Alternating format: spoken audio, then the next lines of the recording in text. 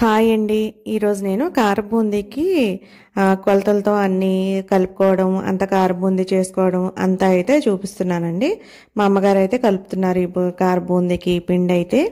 ఇది ఉండలు లేకుండా జాగ్రత్తగా కలుపుకోవాలండి. ఇది కూడా అంతేనండి. 2 గ్లాసులు శనగపిండి అయితే 3 గ్లాసులు వచ్చేసి తడి బియ్యం పిండి అండి. ఒకటికి ఒకటి వేస్తే కొంచెం నూనె ఎక్కువ లాగేస్తుందండి. అందుకని ఇట్లా అయితే వేసుకొని కలుపుతున్నారు. కార బూందీకి ఇంకా మిఠాయి అచ్చుకి లేదంటే గట్టి మిఠాయిలకి సేమ్ అన్నిటికీ బూందీ కొలతలు అయితే ఇదేనండి. ఇట్లా పిండి కలుపుకొని బూందీ అయితే దూసుకోవాలి. ఎప్పుడైనా బయట కార బూందీ కొని తెచ్చుకుంటే అసలు దాని నిండా నూనె ఉండి కొద్దిగా తినేసరికి అసలు కడుపులో తిప్పేసి ఒక రకంగా పిచ్చి పిచ్చిగా అయిపోతుందండి. ఇలా ఇంట్లో చేసుకున్నది అయితే కొంచెం తిన్నా సరే అసలు ఏమీ కాదు. మా అమ్మాయికి ఇష్టం అండి ఈ కార బూందీ, మా అత్తగారు కూడా తింటారు ఇష్టంగానే. ఇంకా అందుకని చెప్పి ఈ కార బూందీ కూడా చేసుకున్నామండి. ఈ పనిలో పని ఇంకా సంక్రాంతి కదా అని చెప్పి ఇట్లా అయితే చేసుకున్నాము. ఇది బెజ్జాలు బాగా చిన్నవి కాటాన ఇలా గిన్నెతో తిప్పాల్సి వస్తుందండి. ఇది బూందీ అయితే ఫస్ట్ చుట్టూ కలుపుకున్న తర్వాత అప్పుడు మధ్యలో తిరిగేసుకున్నట్టు కలుపుకోవాలండి. చుట్టూ ఫస్ట్ వేగిపోతుంది, తర్వాత మధ్యలో అయితే వేగదు. ఇలా ఏవైనా ఒకదానికొకటి అతుక్కున్నా సరే ఇలా గరిటె పెట్టుకొని ఇలా బాండికేసి అట్లా కొట్టుకున్నట్టు కొడితే పోసంతా విడిపోయి చక్కగా నీట్గా అయితే వచ్చేస్తుందండి. ఈ కార బూందీలో చాలామంది చక్రాల్లాగా ఒత్తుకొని వేపిన శనగపప్పు ఇంకా అటుకులు కూడా వేసుకుంటారండి వేయించుకొని. ఇంకా మేము అన్ని రకాలైతే వేయలేదండి. వేరుశనగ గుళ్ళు, బిస్కెట్లు, కరివేపాకు అవే వేసాము. మీ ఇష్టం అండి, ఎవరి ఇష్టం వచ్చినట్టు వాళ్ళు అన్ని రకాలు కూడా కలిపి వేసుకొని మిక్చర్ లాగా కూడా చేసుకోవచ్చండి. ఈ కార బూందీ ఎప్పుడైనా తినేటప్పుడు కొద్దిగా ఉల్లిపాయ ముక్కలు కట్ చేసుకొని దానిలో కొద్దిగా కొత్తిమీర నిమ్మరసం కలుపుకొని తింటే అసలు భలే ఉంటుందండి. ఈ బూందీ కూడా మా అమ్మాయి చక్కగా ఇది తీయడం కూడా నేర్చేసుకుందండి. ఎంత చక్కగా తీసిందో. మా అమ్మాయి వీడియో తీయద్దు అంది కానీ నేనే ఇదిగో తీసాను. చక్కగా అన్ని పనులు నేర్చేసుకుందండి మా అమ్మాయి అయితే. చక్కగా పండక్కి వాళ్ళ అమ్మమ్మ దగ్గర కూర్చొని అన్నీ నేర్చుకొని చక్కగా అన్నీ అయితే చేసి పెట్టిందండి నాకు. ఎక్కువ పిండి వంటలన్నీ మా అమ్మాయి చేతుల మీదే మా అమ్మాయే చేస్తారండి ఈసారి అన్నీ.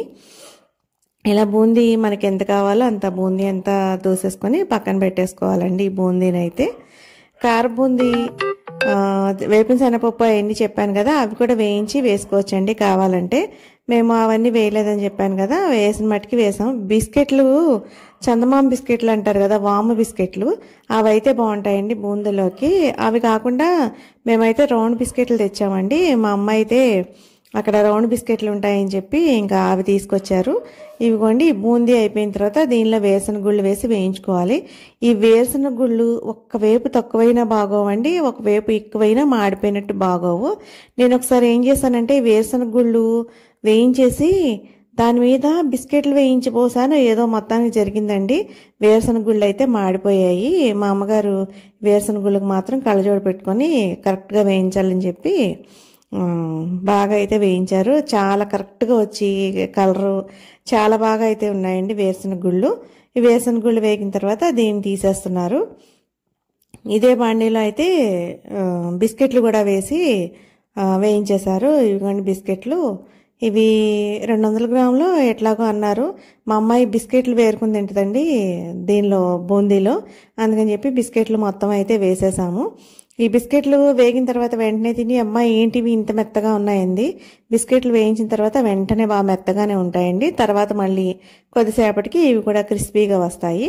తర్వాత ఇవి ఒక పళ్ళెంలో అయితే వేసేసుకున్నాం మేము. తర్వాత దానిలోనే కరివేపాకు వేసేసుకున్నాము. కరివేపాకు దుయ్యకుండా రెల్లలాగానే వేసిందండి అమ్మ. తర్వాత మనం కలుపుకునేటప్పుడు అవి తీసేయచ్చు ఆ కాడలు అని చెప్పి, ఆ ఫ్లేవర్ కూడా పట్టిద్ది అని చెప్పి అట్లా అయితే వేయించింది. నూనెలో వేసిన వెంటనే వేగిపోతుంది అని అంటే నేను లేదు అలా వేగదని చెప్పి కొద్దిసేపు ఇట్లా వేయించి తీసారండి. కొంచెం ఎక్కువసేపు వేయించినా మాడలేదు ఏంటో నాకు అర్థం కాలే. ఈ కరివేపాకు మరి నేను ఎప్పుడు వేయించలేదండి ఇలాగా, అమ్మ వేయించడమే ఎప్పుడు. ఇదిగోండి ఇలా గలగల్లాడేలాగా వేయించాలంట కరివేపాకు. ఈ కరివేపాకు అంతా తీసేసుకొని ఇంకా మేము స్టవ్ ఆఫ్ చేసేసుకున్నామండి. ఇంకా ఈ స్టవ్ ఆఫ్ చేసేసుకొని ఇంకా ఇంట్లోకి తీసుకెళ్ళి కలుపుకున్నామండి ఇదంతా. ఈ కరివేపాకు ఇది ఇందులో వేసేసుకొని ఇదిగోండి ఇంకా ఇంట్లోకి తీసుకెళ్ళిన తర్వాత ఆ పళ్ళెలో ఆల్రెడీ బూందీ దూసి పెట్టేసుకున్నాం కదా, దానిలోనే గొడ్డు కారం అంటామండి, పచ్చళ్ళలో వేసుకునే కారం. ఆ కారం అయితే వేసేసి దాంతోనే ఈ కారంతో పాటే కొద్దిగా జీలకర్ర పొడి వేసానండి నేను. ఆ జీలకర్ర పొడి వేయించి వేసిన జీలకర్ర పొడి, ఇంకా ఉప్పు కూడా మనకి టేస్ట్కి తగ్గట్టు చూసి వేసుకోవడమేనండి. మరీ ఎక్కువ అయితే కలపలేదండి ఉప్పు కారం అదిని. ఇదిగోండి వేయించిన జీలకర్ర పొడి. వెల్లుల్లిపాయలు కూడా వేయించుకొని అవి కూడా చేత్తోనే నలిపేసుకోవచ్చండి. కానీ వెల్లుల్లిపాయలు వేసిందైతే కొంచెం తిన్న తర్వాత గొంతులో అరగనట్టు గ్యాస్ లాగా మంటలాగా వస్తుందని అంటున్నారని చెప్పి ఇంకా మేము వెల్లుల్లిపాయలు అయితే వేయలేదండి. ఈ బిస్కెట్లు, వేరుశనగ గుళ్ళు, ఇంకా ఈ కరివేపాకు ఇవే అయితే వేసుకున్నామండి మేము. ఇదిగోండి ఇలా అంటుంటే ఇవి ఈ కరివేపాకు కొమ్మలు ఉంటాయి కదా, అది కాడలు అవైతే వచ్చేసాయి. అవన్నీ ఏరేసాము.